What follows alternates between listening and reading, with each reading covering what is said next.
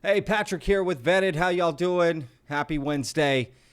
We have a tweet from Jeremy Corbell we're going to be discussing, and it's about the new UAP legislation that may be coming into play.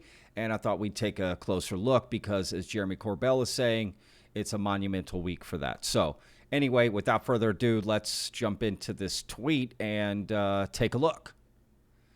Right here, basically, this is what I'm talking about. So I tweeted out September 17th, and we discussed it briefly on our podcast on Monday, but I'm going to go into further what he retweeted so we can look at it. So anyway, let's look at the tweet here and go from there. So again, September 17th, Jeremy Corbell tweets out, excellent breakdown of why this UAP legislation being deliberated right now is so important for UAP transparency, why this coming week is so important. Today, read and understand. Tomorrow, take action. Go, UFO.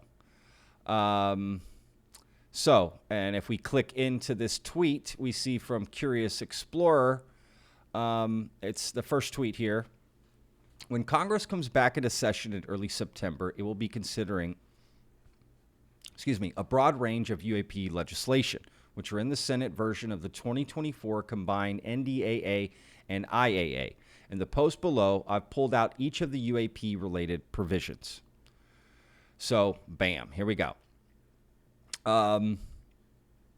First is a provision none of you have heard of, but is relevant. Section 1089 of the Senate NDAA includes a requirement that the DoD must pass its audit every year, as Tim Burchett keeps reminding us, beginning in 2027.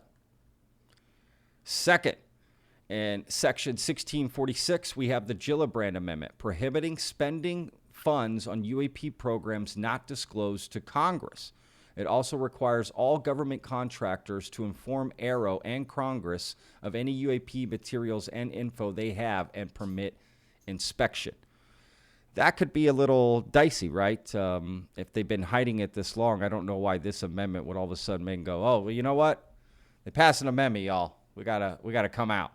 I mean, if these UAP programs have been black budget, off the books for, what did David Grush say? Italy, right? 1930s. I mean, we're talking almost 100 years here. I'm not sure that this amendment will do anything, but it is a step in the right direction, right? And maybe just from this point forward, we can start to gather some stuff and, maybe the past, maybe just that in the past. Curious what y'all think of that, if it'll have any impact. Third, in Division G, we have the Schumer Amendment, which provides broadly for the declassification of UAP information as well as the exercise of eminent domain over UAP crash materials. This is like an expanded version of Tim Burchett's amendment.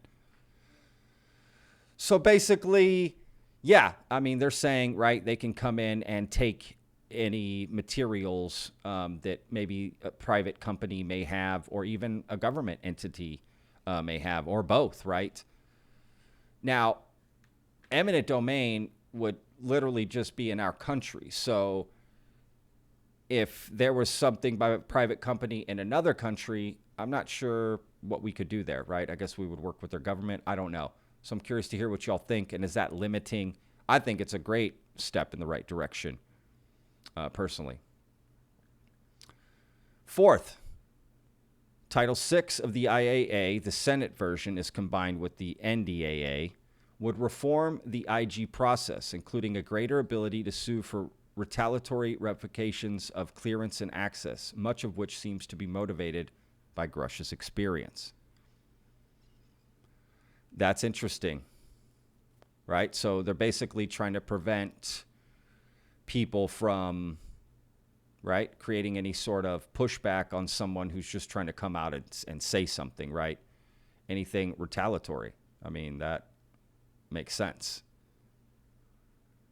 And I guess Grush may have had a hand in this, not personally, but just maybe through what happened to him. So what do y'all think of that? And again, guys, I'll put a link to this thread so y'all can check it out on Twitter and click on all these PDFs and take a look at it and see, more about each one of them. Fifth, Title VII of the IAA has broad reforms of classification with the U.S. federal government. Generally, these amendments would make it easier to declassify things and harder to classify them. These have obvious implications for UAP issues. So that's interesting, right? So any data, materials, programs, right, they'll be able to declassify them and get a better look. And then it will also just be harder to classify things to hide it. So, yeah, there's a lot of interesting things here, right?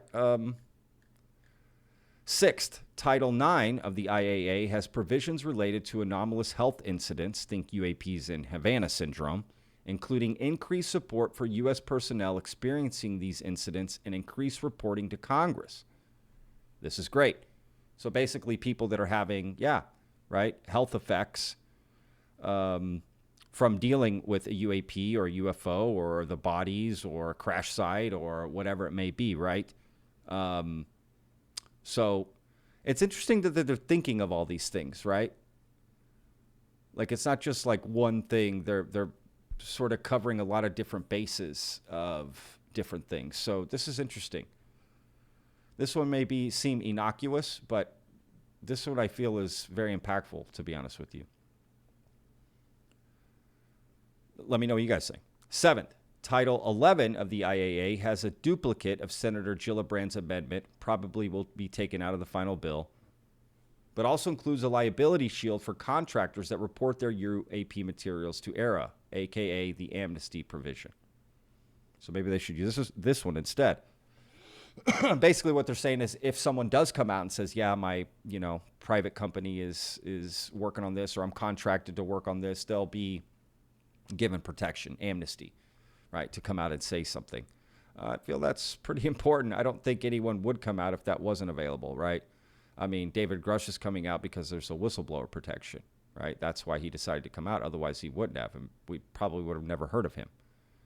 So, yeah, that's an important one as well. Finally, a full copy of the Senate bill can be found in this link. Beware, though, it's over 2,300 pages. Wow. So thank you for this person for getting it all set up. And they put, hope everybody finds the above excerpts of the Senate NDAA IAA helpful. It has a lot to be excited about, and hopefully we can rally and support. Totally agree. So look, go give this person a follow, Curious NHI, Curious Explorer, and love it. Look, 325 followers. That's what I'm talking about, man. Look, we don't have many followers on Twitter either. I honestly, I don't really push it too much. We just kind of throw things out, and I don't mess around on Twitter too much. But if you want to follow us, we're on there, Vetted Podcasts. I mainly just post what we do on there. So, again, daily videos on the YouTube channel. So, again, I'll put a link to this in the description so you can go take a look at this yourself and you can dive deeper into each of these PDFs, or you can just go and view the full thing and see what you think. I'll tell you what, let's click on one and just see what it looks like here. There you go. Bam. Takes you right to it. All right, so there you go. That's an example of it. And yeah, what do y'all think? Is this something to be excited about? I mean, Jeremy Corbell is saying it is, right? Excellent breakdown. Is so important. This coming week, right now, guys. So I think this is, definitely a better way to go, right? I think it is. We do need citizen journalism, even people like myself who are out here promoting this and pushing for disclosure and just trying to tell a story every day, right? A different story. And more people getting out with good intentions, right? I don't deal with the drama, the fighting, the anger, the name calling, the hate. I don't deal with any of that. I move on from it because this is where our focus should be. If you really care, that's where your focus would be. You wouldn't be talking ill of other people, in my opinion. So let me know what you guys think in the comments. If you guys take a look at any of the documents, you find something new, let me know. Throw it in there, and we can make another video if we have to. I do want to say that the video we put out yesterday, one of the videos we put out yesterday evening about the aliens, purported aliens, extraterrestrials from, they were shown at the Mexican hearing, right? And then Jaime Maussan went ahead and, held a live stream with a bunch of medical professionals in this room, and they, looked at everything or whatever. So that video's doing very well. So thank you guys for supporting that and throwing your comments in there. It's very interesting to read everyone's comments about what they think, how much they believe it, why they don't believe it, why you do believe it. Some interesting theories thrown out there. So one person had said, which I thought was interesting, that they thought, well, maybe they flew. They're like birds. They can fly. That's why they look like that. That's interesting, right? Like, imagine little alien, like they're just flying around. That is interesting. I'm not going to lie. Why would that be so crazy? Again, if we don't know anything, why would that be crazy? So anyway, just thought that was interesting. So thank you guys so much. We'll see you on the next video. Please hit the like button and subscribe if you haven't already, guys. That really helps out the channel. And please leave a comment. We'll see you guys in the next video, okay? Have a good rest of your Wednesday. We'll see you tomorrow.